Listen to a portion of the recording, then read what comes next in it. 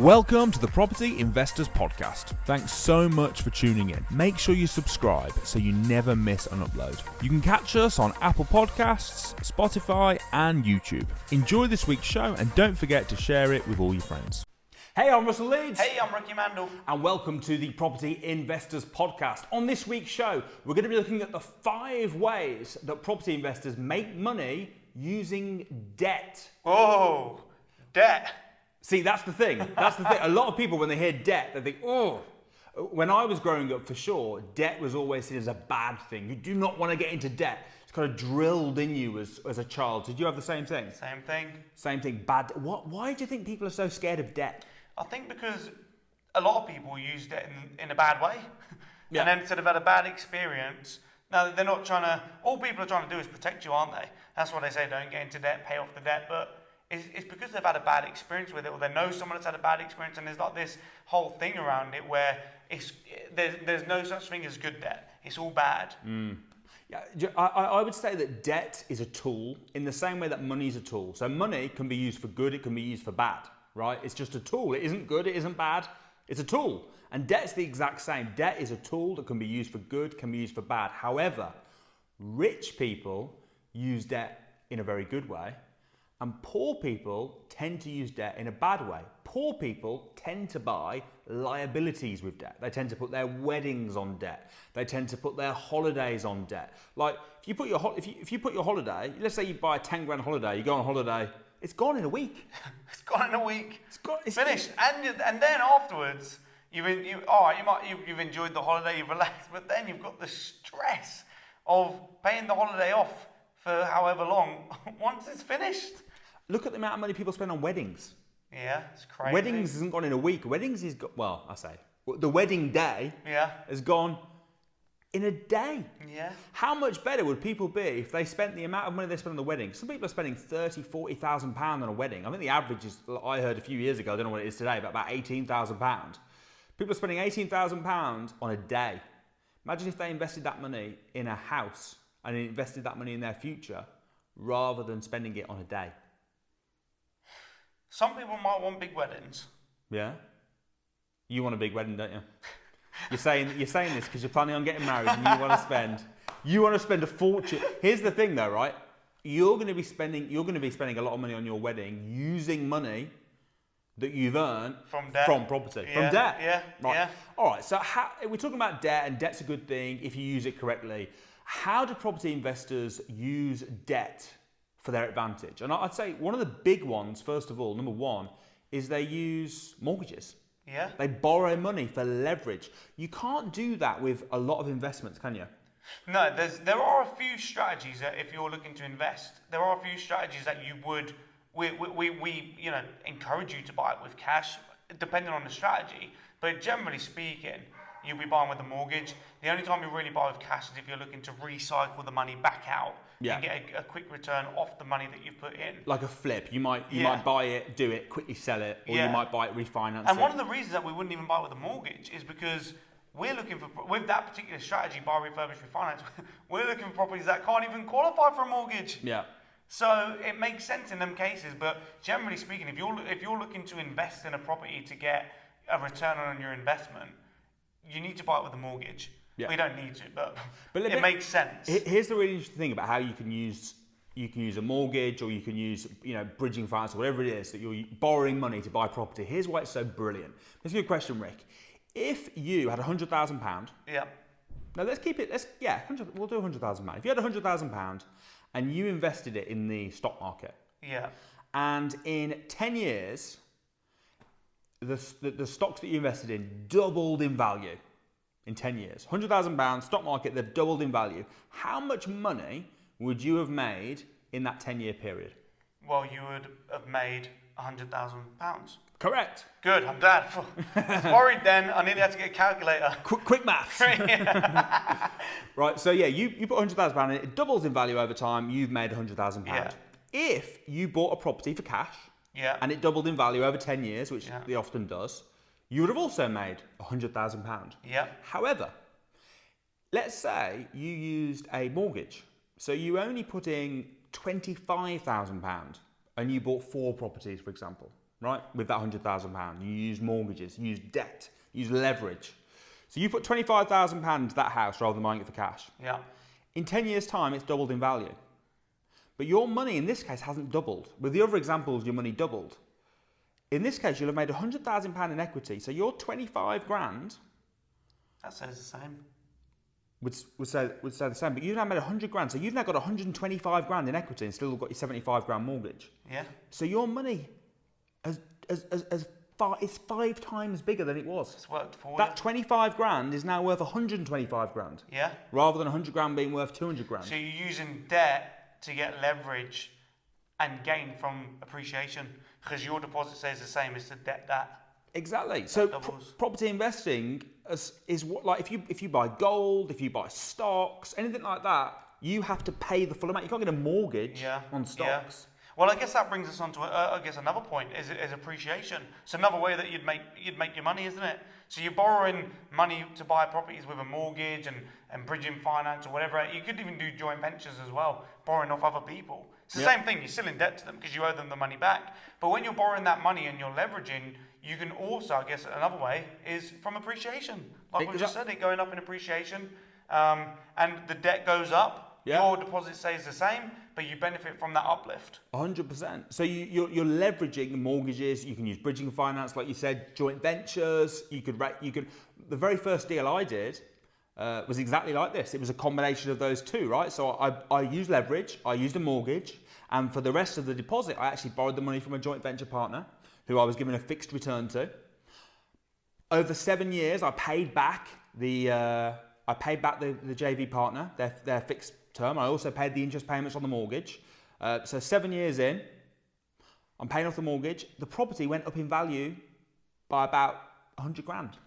So I made 100 grand from the capital appreciation using none of my own money. Now you might think, yeah, but you had to pay back the loan. You had to pay the interest payments. Surely, Russell, interest payments are dead money.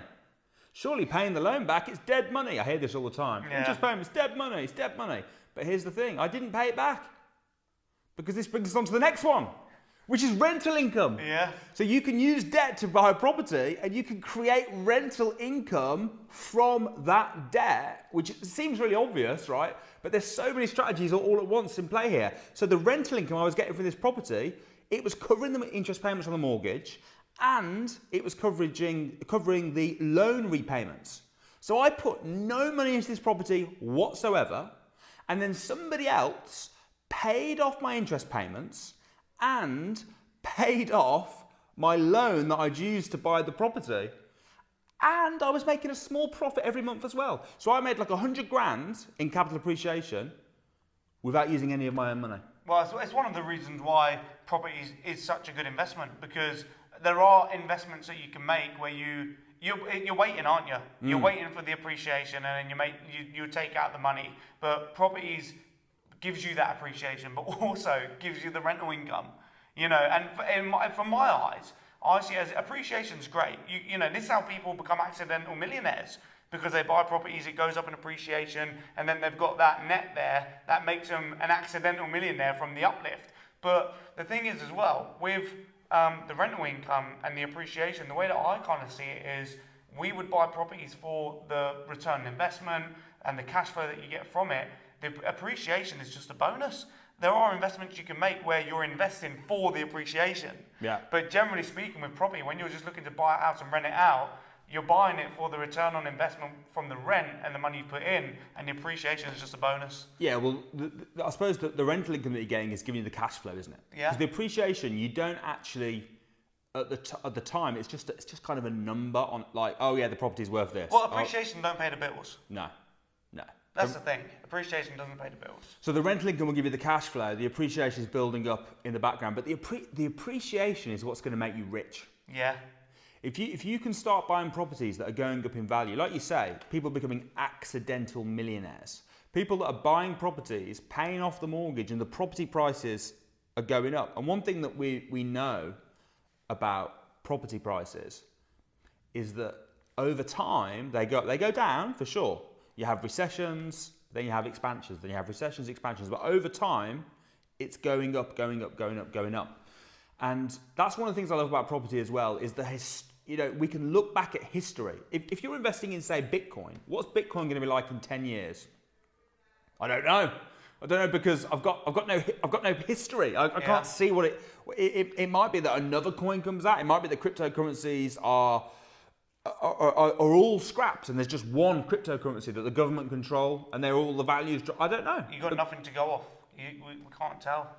We don't know. I mean, and there'll be experts that say they know, but the thing is, no one knows for sure. No. People that think they know a lot about these things. I heard an interesting stat the other day about the index funds and stuff and stocks, and they said that literally just looking at what happened over the past and averaging what the average growth rate was year on year was more accurate than the top experts that predicted what the markets were going to do. Wow. So literally just looking at what happened in the past, averaging it out, roughly it's going to be about that, was more accurate than what the top experts thought. Yeah. It's crazy, isn't it? It is. And the other thing is this as well, with property, it's never going to go out of fashion. When you said about Bitcoin and stuff, we don't know what it's going to do, we don't know what... Thing is, property's not going to go out of fashion. No. People are always going to need somewhere to live. Someone's always going to be selling a house. Someone's always going to be wanting to buy a house. It's never going to... No one's going to wake up one day and just be like, Yeah. Oh, I don't fancy living in a house anymore.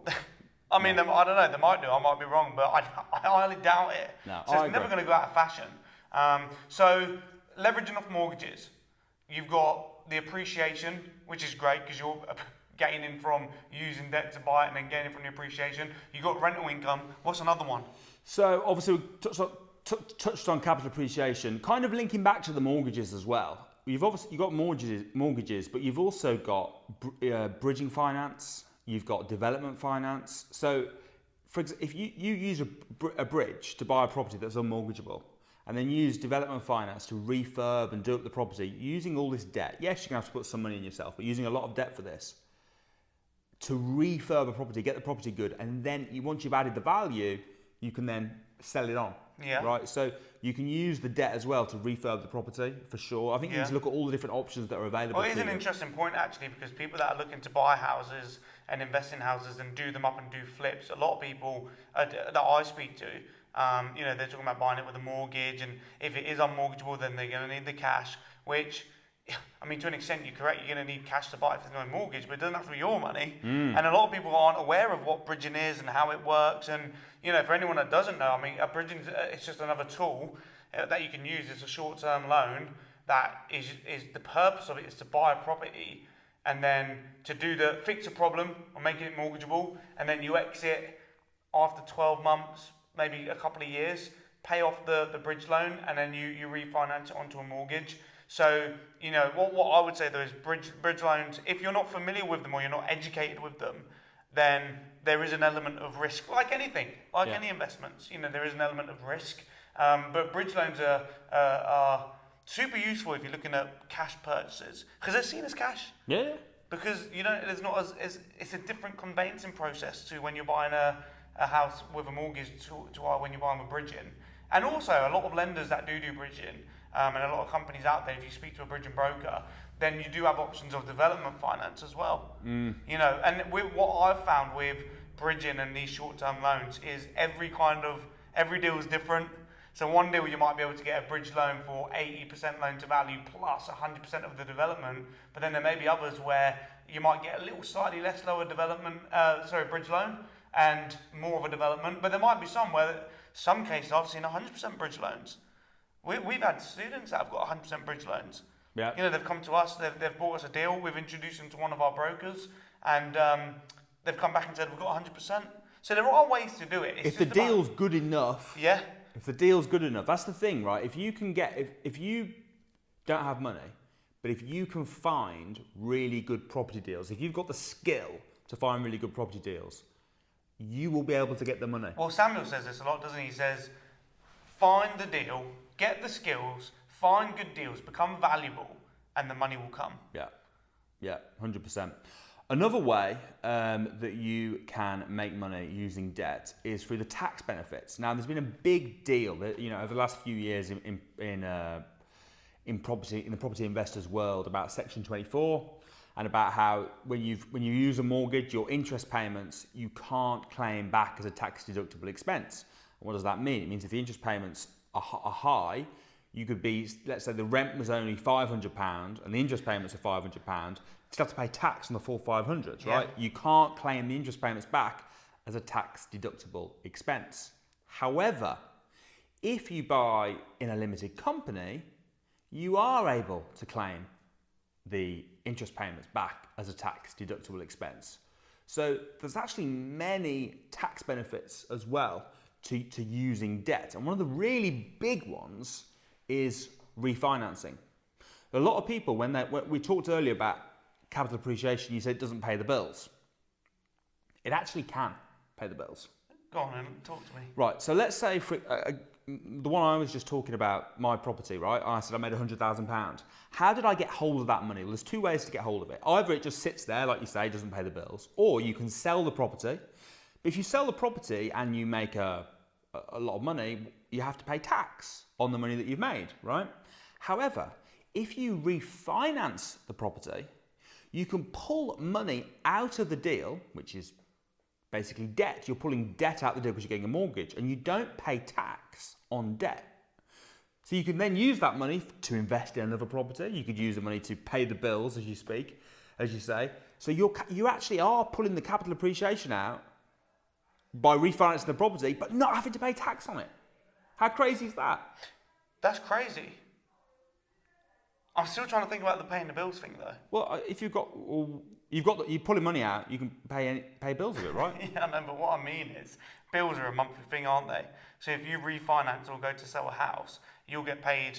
You'll take out a lump sum of money. You'll be left with, and then once you've paid it, let's say you pay the bills with that lump sum, right. that might last you a year. Oh, a year? Well, you don't know. Your bills might be really expensive. Let's say you pull out 100 grand, and your bills are 100 grand a year. All right, well done. You've paid your bills for 100 grand for a year. Now you've got to do it all again to pay the bills. What do you do after that year? I see. My point is, I see what you're saying. You're not going to use it for your cash flow. Like, it's not like rent, right? I see what you're saying. Yeah. But my point is that before we talked about capital appreciation, we were kind of acting like it's just a number on it's just, that's my part of my net worth, but I can't get hold of the money. What I'm saying is, you can refinance it. You can pay no tax. Well, this is where it goes into like it's more leverage, isn't it? Because you can refinance, pull out that equity that you might have, and then invest in something else. But don't get a mortgage. Get a mortgage. Don't buy cash. Get a mortgage and invest that into another property. Get a mortgage. Get another return investment coming in. And this is how you build multiple streams of income of property. And this is, compounding. Yeah. Compounding your wealth. I read a thing about Warren Buffett, and obviously he is, known as the greatest probably investor of all time. And they were looking at his annual interest earnings, how much he's managed to appreciate his money, and it is good. It's good. He's averaging about 20%. What are you laughing at? He is the greatest investor of all time, and they've averaged his returns, and it's good. Yeah, that's the point, though. How is he when he's only averaging 20%? Which, listen, it is good, but when he's only averaging 20%, there are other investors that are doing better than him on an annual basis. Okay. So why is he one of the greatest? Why is he one of the greatest? The reason is his longevity. He's been investing since he was 11 years old. And he's now, in his 80s? Yeah. And he's still getting 20%. And 20%, it just compounds over time. It's like, have you heard the story about the doubling penny? No. All right, let me ask you a question then. All right. I'm glad you haven't heard the story about the doubling penny. I think I've probably seen it somewhere. Is it like, would you rather take a penny now that doubles every day for the next so many years, or £1 million or something? No. All right, here you go then. What would you rather? All right. Would you rather I gave you £1 million cash today? Yeah. Or a penny that doubled in value every day, but only for 30 days? So £1 million cash, or a penny that doubles in value, but not for years, like the one you've heard. It only doubles for 30 days. So day 2, you're on 2p. Day 3, you're on 4p. Yeah. Yeah, what would you... So then obviously at the end of the 30 days, that'll be more than $1 million. Well, I'm asking, I don't know, you tell me, will it? I think at day 10 you're on about a £5 Yeah, but then that will double 10. to a tenner. Yeah. All right. Here's my answer. Go on. My answer is this. Because I've seen this and people are like, oh, I'll take the penny because it doubles every day. Yeah. Listen, this is what I would do. Go on. I would, if it's more than $1 million, let's say it doubles to more than $1 million, I would wait the 30 days and then I'd take the money that I've made. Of course. The point is, what do you think is going to be more? That's the point. What do you think is going to be more? The penny that doubles. Have you got your phone? Yeah. Grab your phone. Let's work it out. I'll tell you the stats. Put your calculator up. Go on. What's the Right. So calculation? do 1 times 2, and then press equals. So that's day 2. Now press equals again. Day 3. 4, 5, 6, 7, 8, 9, 10, 11, 12, 13, 14, 15, 16, 17, 18, 19, 20, 21. Hold on. Where are we at to? 22. We're at 2,000. Are we at 2 million. 2 million. Yes, I'll just wait. Just wait. See how it gets worth more. Oh. Isn't it crazy? But that shows the power. Now that's at 50%. That's at 100% interest, right? So if you're doing 20%, it's slower. But they were saying if Warren Buffett had only been investing like this for like 30 years, he'd be worth in the millions.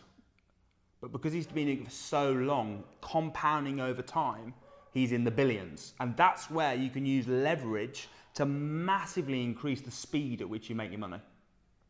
I'm still thinking about that question. Which question? That one that you just asked about, the £1 million thing.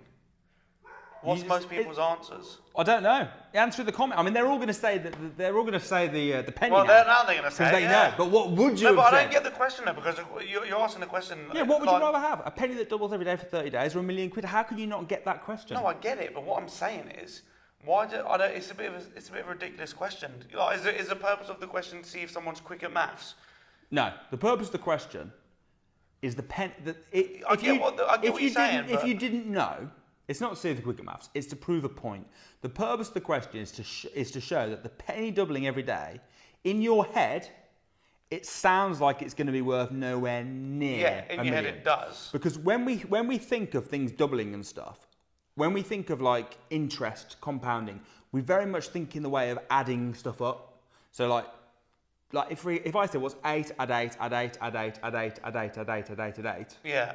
8 times 9, basically. Yeah, It's like, okay, that's how things go up. Whereas when you start adding multiplication in, 8 times 8 times 8 times 8 times, the number is ridiculous. Basically, what the question is would you rather have £1 million a day or have £10 million in 30 days' time? No. But you're asking it in a way where you're trying to emphasise... Not the point at all. You're completely missing the point. No, I get the point. What I'm saying is that's the same question, isn't it? No, but the point's different, but it's the same question. Obviously, you'd rather have 10 million in 30 days, right? It's not a question, is it? Do you want $1 million today or 10 million in 30 days? Of course you're going to go for 10 million. The question is irrelevant. The point is to show the power of compounding and how when stuff compounds very, very quickly, it can massively grow. That's the point. Okay. Forget the question. Just remember the point. That's the point. Okay. Get the point now. Got it. Got the point. All right. Got it. So, I suppose to sort of sum up, in summary, 5 key ways that you can make money using debt. Before we even get to that part, remember that debt is your friend, right? Is debt your friend? Yeah, I would say, is it my best friend? I mean, you're up there with my best friends. Oh, thank you. But debt's probably a better friend than you. So yeah, debt's up there, yeah. Debt is your best friend? Yeah. Better than Perry? Oh, I didn't think of that one. No, she's always going to be up there. She's number one. So Perry's number one. And then debt. Then debt. And then I've got to choose between you and Samuel then. Yes. Oh my goodness. Podcast partner. Don't know. Will Samuel listen to it? I don't know if he'll listen to it. Nah. All right. So you go Perry, debt, you, Samuel. Okay, cool. I like it. So yeah, you've got to make debt your friend in the same way that Ricky is friends with debt. Bit loserish, but it's a good point. It's a good point. You've got to use debt. It's a tool. It's not a friend. It's a tool, and you've got to use it as a tool to make you a lot of money. And the ways to do that: number 1 is leverage. Use mortgages. Number 2, once you've bought it with debt, you can make money from your rental income. And don't forget as well, we were obviously talking about sort of buy-to-lets, but there's lots of ways of making a lot of money using much better rental strategies, such as service accommodation. Yeah, service accommodation, but also, just to add on to that point, absolutely, because right now, with the way interest rates are and stuff, I mean, I don't know what your views are on this, but doing a buy-to-let is risky. What, in case the interest rates go up even higher? Yeah. What do you think the interest rates will... I mean, the experts, again, I know I sort of poo-pooed what the experts were saying, but they think they're going to sort of go up a little bit more at the end of 2023 and then drop. So we're looking at about 6%, 7%. I mean, historically, interest rates have been up as high as 14, 15%. When I was born, interest rates were 14%. Now, I've never known that, because by the time I was even a child, they've been super low. It's quite interesting though, because they're high, but then the value of a house was a lot less. But then, so money was worth. But interest rates have been the lowest that they've been ever over the, during our investment. Interest rates have been so low. It's interesting, isn't it? Typically, they have been about 4 or 5%, and peaked as high as 14, 15%. Will the interest rates stop you from buying a house now? No. No. I would, even with high interest rates, I still think that debt and mortgages, it's the way to go. You just got to make sure that you just got to take that into consideration. Well, this is the point, isn't it? That's what I say about buy-to-lets, because right now, it can be hard to do a buy-to-let. A few years, 5, 10 years ago, it was fine. You could buy a house up north really cheap, nice, good return on investment. But now, everyone's worried about the interest rates going up. People are breaking even. People are losing money. So that's why you should be renting it out as service accommodation or HMO and getting the super rent, because then even if, worst case, interest rates fly up, you've got enough of a profit margin to still be able to profit even if they do go up. Yeah. Also, I think it depends on your goals. What's your goals? Are you doing it for cash flow? See, when I'm investing now, I'm more bothered about buying for long-term wealth. I'm not super bothered about cash flow, because I'm earning a lot of cash flow anyway. Yeah. So it's not like I need the extra money. Obviously, listen, I'm not going to turn it down. It's nice to have. But if I broke even if I bought a new property and it broke even, but I was still gaining in capital appreciation long term, it's still worth it for me. Yeah. So I think it depends on your goals, but 100% service accommodation, HMOs, it will protect you from high interest rates. Yeah. Work out the interest rates at 15%. Yeah. And say, if the interest rate's 15%, am I still going to be able to break even with a service accommodation property with a HMO? And if you are, then they're not going to be at 15% for them. They might.